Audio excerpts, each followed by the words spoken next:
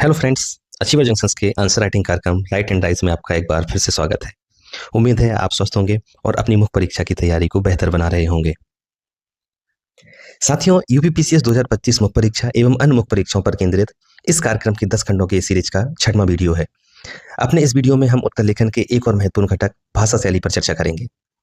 दोस्तों, इससे पहले हम अच्छे उत्तर लेखन के विभिन्न आयामों पर अपने पिछले 5 वीडियो में चर्चा कर चुके हैं, जिसमें हमने संक्षेप में बताया है कि किस प्रकार कंटेंट, प्रेजेंटेशन, हैंड राइटिंग, इन सब चीज़ों का महत्व होता है, टाइम मैनेजमेंट आदि बहुत ही ज़्यादा जो इम्पोर्टेंट कंपोनेंट होते हैं, उनका ध्यान रखा जाता है।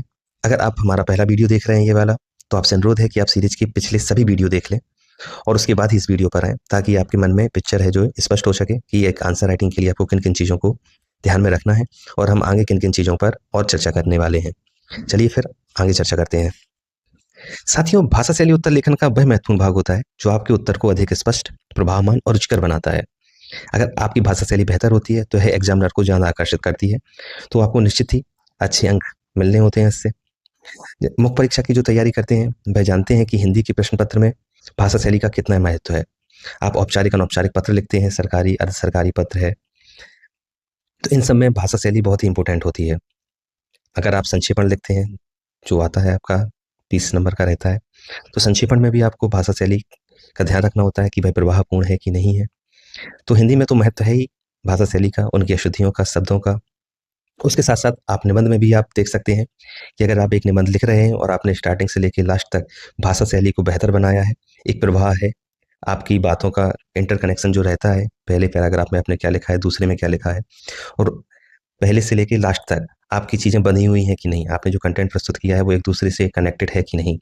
तो यही चीज़ भाषा शैली में इम्पोर्टेंट हो जाती है कि आपकी शैली किस प्रकार से है। अगर आप इस टाइप से लिखते हैं कि आगे कुछ और लिख दिया, बीच में कुछ और लिख दिया, अंत में कुछ और लिख दिया, एक-दूसरे से संबंध सीधा समझ में नहीं आ रहा है, तो यह पढ़ने में उतनी आकर्षक नहीं लगती है और ना ही ये एग्ज़ामिनर को लुभाएगी। इससे आपके अंक कट सकते हैं। इसलिए भाषा शैली बहुत ही ज़्यादा इम्पोर्टेंट हो जाती है।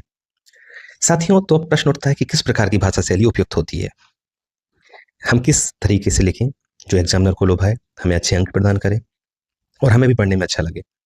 तो किसी उत्तर की भाषा शैली तभी उपयुक्त मानी जाएगी यदि आप उत्तर में शब्दों का सही और उपयुक्त प्रयोग कर रहे हैं कि किस वर्ड का प्रयोग कहाँ होना है, उसकी उपयुक्तता है या नहीं है, प्रासंगिकता है या नहीं है। अगर आप इन चीज़ों को ध्यान रखते हैं, तो आपकी भाषा शैली बेहतर हो जाती है। एग्ज़ाम्पल के तौर पर आप देखें कि समता एवं समानता का उदाहरण दोनों ही समानार्थी नहीं है।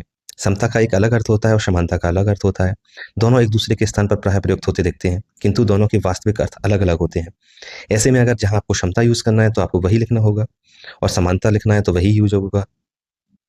जैसे आप जीएस सेकंड की बात करें, तो कॉन्स्टिट्यूशन में जो वर्ड्स होते हैं, अगर आप उनका सही स्पष्ट यूज़ करते हैं, जो एक्चुअल में वर्ड है, तो वो ज़्यादा प्रभावकारी होता है, अपेक्षाकृत कि आप अपनी लोकल लैंग्वेज या नॉर्मल जो भाषा बोलते हैं, उसका यूज़ करते हैं। तो आप अगर संवैधानिक चीज़ें लिख रहे हैं, आप आर्टिकल्स के बारे में विवरण विवरण दे रहे हैं, तो आवश्यक हो जाता है कि आप उन्हीं उपयुक्त वर्डों का यूज़ करें, उन्हीं शब्दों का यूज़ करें, जो कॉन्स्टिट्यूशन में दिए हैं, संविधान में जो शब्द दिए गए हैं, तो वह ज़्यादा आकर्षक होते हैं। वहीं विभिन्न प्रश्न जो परिभाषाएँ होती हैं, खाद्य सुरक्षा से रिलेटेड है या किसी भी परिभाषा आप जब वर्णन करते हैं, ग्लोबलाइज़ेशन है, फर्स्ट पेपर हो या थर्ड पेपर हो या फोर्थ पेपर हो, आप किसी भी चीज़ को आप परिभाषित करते हैं, तो अगर किसी की ऑथेंटिक परिभाषा है, तो आपको वही लिखना चाहिए। उसमें जो कीवर्ड्स का यूज़ किया गया है, वह आपको लिखना होगा। जैसे अगर आप देखें, सतत विकास की परिभाषा जो ब्रटलैंड आयोग के द्वारा दी गई थी, तो उसमें अंतरपीढ़ी समता का यूज़ किया गया था कि संसाधन जो है, उनका वितरण ऐसा हो कि अंतरपीढ़ी समता बनी रहे। तो अगर आप इस टाइप से शब्दों का यूज़ कर रहे हैं, तो आप बेहतर भाषा का यूज़ कर रहे हैं, तो आप समझ में आ जाएगा आपको कि भाषा शैली आपकी अच्छी है। साथियों, वहीं दूसरी आपको देखना होता है, दूसरी चीज़ क्या कि व्याकरण एवं मात्रा की दृष्टि से आपकी त्रुटि ना हो। जैसे एग्जाम्पल में आप देख सकते हैं यहाँ पर कि भारत में गरीबी निवारण के उपाय तब तक प्रभावी नहीं हो सकते जब तक कि विकास की प्रक्रिया समावेशी नहीं बनाया जा सकता। तो इसमें देखेंगे इसका प्रवाह गलत है, इसमें शब्द इस टाइप से यूज नहीं होगा। सही चीज़ क्या है कि भारत में गरीबी निवारण के उपाय तब तक प्रभावी नहीं हो सकते जब तक कि विकास की प्रक्रिया को समावेशी नहीं बनाया जाता। ये चीज़ आपकी सही हो जाती है। अगर आप इसी टाइप से प्रवाहमान रूप से आप लिखते हैं भाषा को, तो ज़्यादा अच्छा लगता है। अगर आपने कहीं गलती की है या आपने सही शब्दों का प्रयोग नहीं किया है, व्याकरण और आपने सही नहीं लिखा है, तो कहीं न कहीं पढ़ने में वह अटकता है, अखरता है और इसका कहीं न कहीं नेगेटिव इम्पैक्ट पड़ता है एग्ज़ामिनर पर, जो आपके अंकों में कटौती कर सकता है। कभी कभी एग्जामिनर ज़्यादा रूढ़ प्रवृत्ति का होता है कि छोटी छोटी गलतियां अगर उसको दिख रही हैं तो उसमें ज़्यादा अंक काट लेता है। इसलिए हमें इन सबसे बचना होता है। खासतौर से अगर आप देखेंगे व्याकरण की गलती हिंदी के पेपर में तो आपको नहीं करना चाहिए, क्योंकि उसमें स्पष्ट रूप से अंकों की कटौती होती है। इसलिए व्याकरण संबंधी गलती हमको नहीं करनी है। कभी कभी क्या होता है, बचपन से ही ऐसे शब्दों का यूज करते हैं जो व्याकरण की दृष्टि से गलत है और हमको लगता ही नहीं है कि ये गलत है, हम उनको सही समझ के लिखते हैं। आपने हिंदी में ऐसा देखा होगा, क्योंकि वहाँ अशुद्धियाँ, वाक्यों में अशुद्धियाँ और शब्दों में अशुद्धियाँ सही करनी होती है। 5 नंबर का टॉपिक रहता है वो। तो उसमें बहुत से शब्द पढ़ते हैं जो हम बचपन से पढ़ते आए हैं, जो कि गलत थे, लेकिन अभी हम देखते हैं कि सही शब्द कुछ और ही होता है। तो हमें भाषा संबंधी और व्याकरण संबंधी त्रुटियां हैं, उनसे बचना होगा, ताकि आपकी प्रवाह बना रहे भाषा में और एक अच्छा आंसर लिख सकें, जिसमें हम अच्छी भाषा में आंसर को हम लिख सकें। अब हम समझेंगे कि भाषा शैली को हम कैसे बेहतर कर सकते हैं या किस टाइप से हमको लिखना होता है। तो भाषा हम वैसी लिखें जो स्पष्ट हो, सरल हो, समझने योग्य हो। छोटे छोटे शब्दों, पंक्तियों, पैराग्राफ में हमें उत्तर लिखना है। अपेक्षाकृत आसान शब्दों का प्रयोग करें। कभी इतने जटिल शब्दों का यूज ना करें जो व्याकरण की दृष्टि से भी गलत हो जाए और या जिन्हें समझने में ही समय लग जाए। ऐसे शब्दों, पंक्तियों या पैराग्राफ में लिखे गए उत्तर पढ़ने में परीक्षक को आसानी होती है। अगर आप आसान शब्द लिखते हैं तो परीक्षक आसानी से समझ सकता है, उसको पढ़ सकता है। वहीं जटिल और अस्पष्ट भाषा ना परीक्षक के लिए बोधगम्य होता है और ना ही रुचिकर होता है। अगर उसको पढ़ने में समस्या हो रही है, समझने में समस्या हो रही है, तो वो एफर्ट नहीं लगाने वाला आपकी चीज़ों को समझने के लिए। वह आगे बढ़ जाएगा और उस अनुपात में आपके नंबर काट लेगा। इसे आप पॉलिटी की बुक के उदाहरण से समझ सकते हैं। डीडी बसु की पॉलिटी की जो बुक है, अंग्रेजी भाषा में जहाँ अभ्यर्थियों और स्कॉलर्स के लिए अत्यंत प्रसिद्ध है। रिकमेंड करते हैं लोग जो इंग्लिश मीडियम के लोग होते हैं कि डीडी बसु की आपकी पॉलिटी की बुक है, उसको पढ़ें।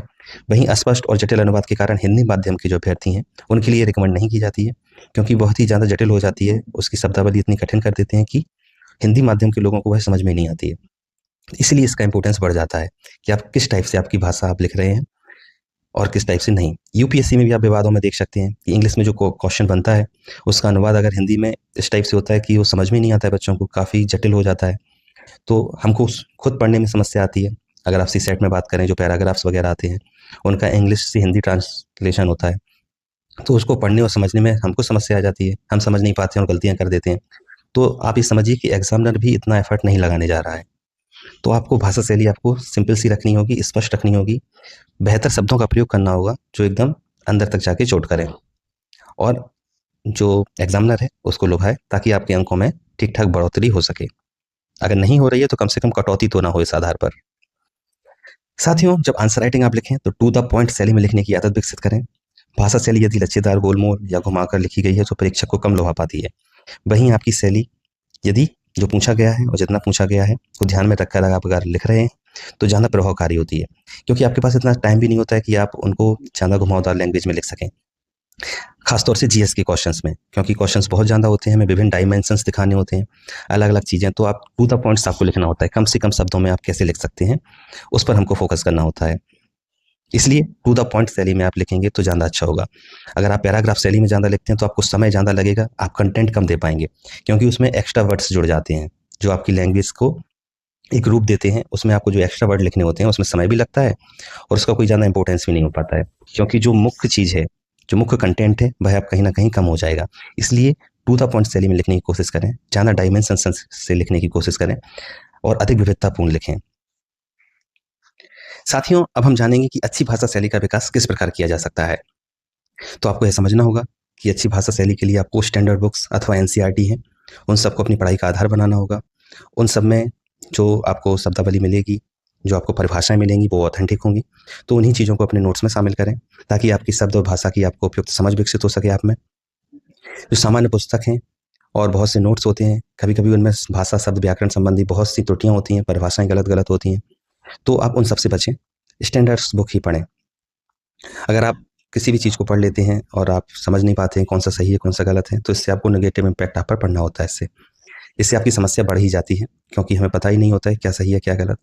तो बहुत सी जो सिलेक्टेड स्टूडेंट्स हैं, तो वो रिकमेंड करते हैं स्टैंडर्ड बुक्स हैं, एनसीईआरटी हैं, जो एकदम ऑथेंटिक हैं, उन पर काम करें। आप कोई रिपोर्ट्स पढ़ते हैं करंट अफेयर्स में, तो उसमें कोई टर्म दिया रहता है, विभिन्न परिभाषाएँ दी होती हैं, तो आप उन चीज़ों को उठा के अपने नोट्स में शामिल करें, ताकि आपकी जो भाषा शैली है उसका धीरे-धीरे विकास हो सके। आप लेख पढ़ना शुरू करें। बहुत सी मैगज़ीन्स में लेख दिए रहते हैं, न्यूज़पेपर में संपादकीय रहता है, तो आप उसमें देखेंगे कि टॉपिक किस प्रकार बंधा हुआ होता है, स्टार्टिंग से लेके अंत तक किस प्रकार भाषा का प्रयोग होता है, कैसे शब्दों का यूज होता है और किस प्रकार प्रवाह बना रहता है कि आपको लगेगा कि आप टॉपिक से कहीं भी भटके नहीं हैं। एक क्रमबद्धता रहती है और आपको पढ़ने में रुचि भी आ जाती है इससे। तो अगर आप संपादकीय पृष्ठ पढ़ रहे हैं, आप विभिन्न लेख पढ़ रहे हैं, तो अगर आप ज़्यादातर इस चीज़ें पढ़ेंगे तो आप में अच्छी भाषा शैली, क्रमबद्धता उसमें आपको सारी चीज़ें धीरे-धीरे डेवलप हो जाएँगी। इससे आपको निबंध लिखने में भी आसानी होगी। हिंदी के पेपर में भी आपको जो पैराग्राफ लिखने होते हैं उसमें, जो अंडरलाइन्स वाली चीज़ों का जो आपको व्याख्या करनी होती है, आपको संक्षेपण जो लिखना होता है, उसमें भी क्रमबद्धता और निरंतरता प्रवाह उसमें आवश्यक होता है। तो इन सब चीज़ों में भी आप मैक्सिमम नंबर ले सकते हैं अगर आपने भाषा शैली में सुधार किया। सरकारी या सरकारी जो पत्र आते हैं, उनको अगर आप लिख लेते हैं, तो उसमें भी आपको मदद मिलेगी। आपको जीएस में भी मदद मिलेगी, एसए में भी मदद मिलेगी। तो भाषा शैली इसलिए ज़्यादा इम्पोर्टेंट हो जाती है। भाषा शैली को और बेहतर बनाने के लिए आपको अच्छी बुक्स तो पढ़नी ही है, स्टैंडर्ड्स बुक्स आपको पढ़नी है। आपको मैगज़ीन्स के जो लेख आते हैं वो पढ़ने हैं, संपादकीय पृष्ठ पढ़ना है।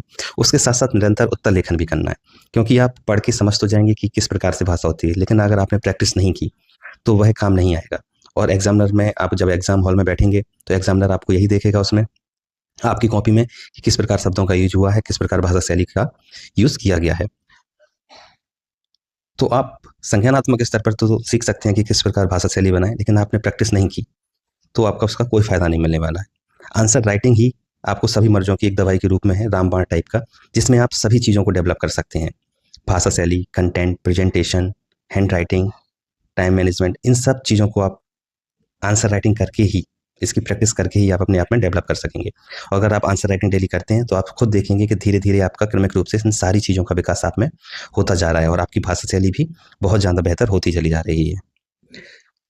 दोस्तों, जब आप आंसर राइटिंग करें, तो अपने उत्तर को ज़रूर पढ़ें। ऐसा नहीं है कि आंसर का राइटिंग करके आपने रजिस्टर हटा दिया।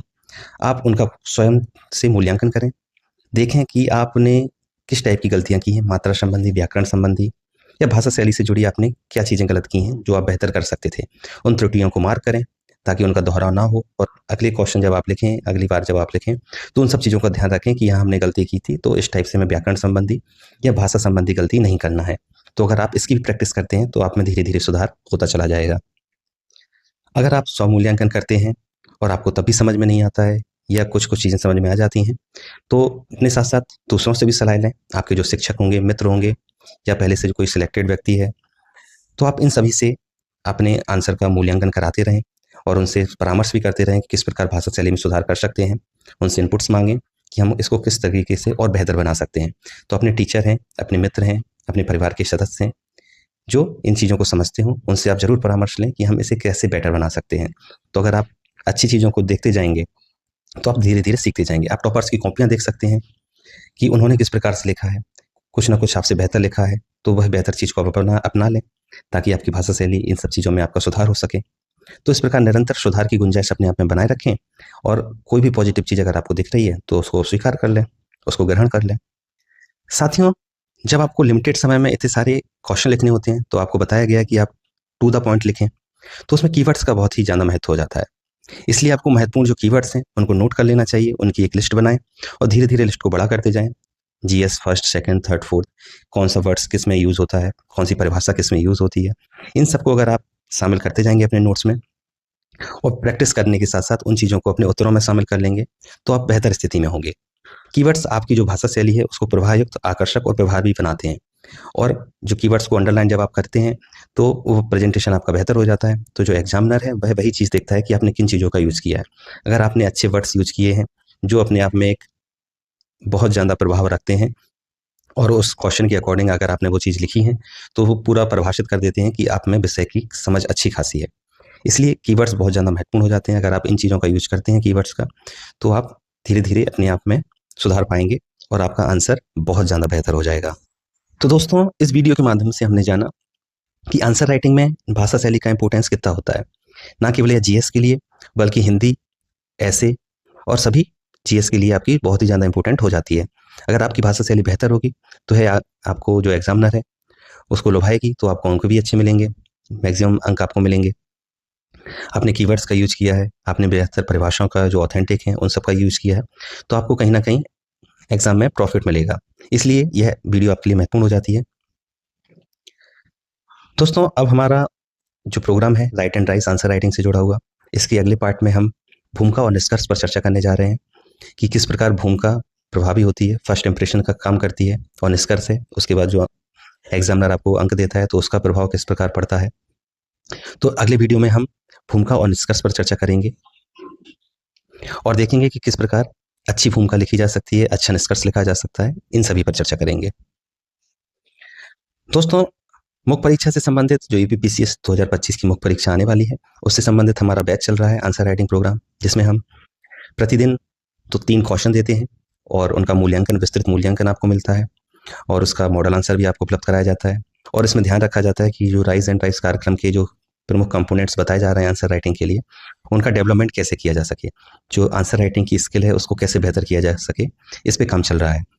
तो आप हमारे मुख्य परीक्षा कार्यक्रम से जुड़ सकते हैं और जो व्हाट्सएप पे चल रहा है कार्यक्रम हमारा, तो आप अगर आप जुड़ना चाहते हैं तो हमारे व्हाट्सएप या टेलीग्राम ग्रुप से जुड़ सकते हैं, जिसकी लिंक नीचे डिस्क्रिप्शन में दी गई है। साथियों, तो आंसर राइटिंग प्रोग्राम में जो हम जिन कंपोनेंट्स पर चर्चा कर रहे हैं, उन चीज़ों को ध्यान में रखते हुए आप अपनी प्रैक्टिस करते रहें लगातार, ताकि आप मुख्य परीक्षा के लिए बेहतर स्थिति में बने रहें। इन चीज़ों को आपको प्रैक्टिस करते रहना चाहिए, तभी आप में डेवलपमेंट इसमें आएगा। बहुत सी परीक्षाएं आपको 2026 में मिलेंगी मेंस की, यूपी पीसीएस मुख्य परीक्षा 2025 आपको मिलेगी, उत्तराखंड पीसीएस में भी बहुत से अभ्यर्थी शामिल होंगे, वहीं 71वीं बीपीएससी मुख्य परीक्षा भी 2026 में आपको मिलेगी स्टार्टिंग में ही। तो मुख्य परीक्षा के लिए आप इन सब चीज़ों का ध्यान रखें और आंसर राइटिंग करते रहें। आपको कोई समस्या आ रही है, आप हमारे ग्रुप से जुड़ें, हमसे क्वेश्चन करें, कमेंट बॉक्स में आप क्वेश्चन कर सकते हैं, किस प्रकार की समस्याएं आपको आंसर राइटिंग में आ रही हैं व्यवहारिक स्तर पर, तो हम उन सभी को सॉल्व करने की कोशिश करेंगे। चलिए फिर मिलते हैं आपको नेक्स्ट वीडियो में, जिसमें हम बताएंगे कि किस प्रकार भूमिका और निष्कर्ष को बेहतर बनाया जा सकता है, ताकि आपका एक अच्छा आंसर बन सके, एक आकर्षक लग सके क्वेश्चन आपका जो है। चलिए फिर मिलते हैं आपको नेक्स्ट वीडियो में।